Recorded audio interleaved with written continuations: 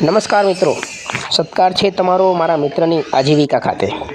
આજે હું વિદ્યમાન છું મારા મિત્ર શકીલ સરવૈયા, જે વ્યવસાયે મિસ્ત્રી અને વેલ્ડર છે તેમની દુકાને.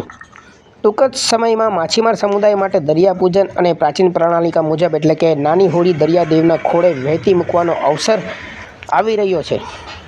એટલે કે શકીલભાઈ સરવૈયા જે છે તે બોટ માલિકોને આબેહૂબ નાની માછીમારી બોટનું અવલોકન કરી રહ્યા છે.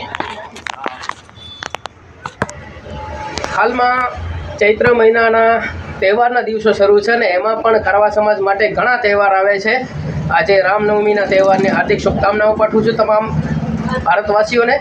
તો આજે આપણે વાત કરી રહ્યા છીએ કે ચૈત્ર મહિનામાં ઘણા બધા તહેવારો આવે છે. એમાંનો એક તહેવાર આ જે નાની હોડી બનાવીને હોડી હું તમને બતાવી દઉં. આ એક હોડી છે.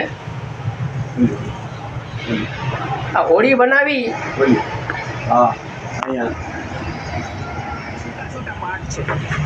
આપણે બતાવી રહ્યો છું.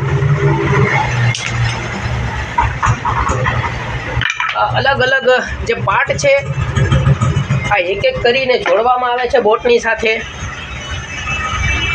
અને જ્યારે આવી એક નાની બોટ તૈયાર થાય છે,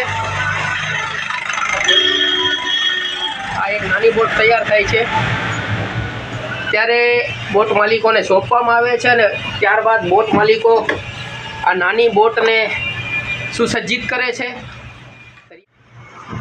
માછીમાર સમાજમાં જે પ્રમાણેના તહેવારોના રહસ્યો છે એ રહસ્યોથી આપને હું અવગત કરાવી રહ્યો છું.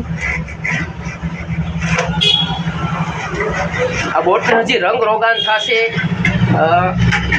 નામ આવશે આ બોટનું.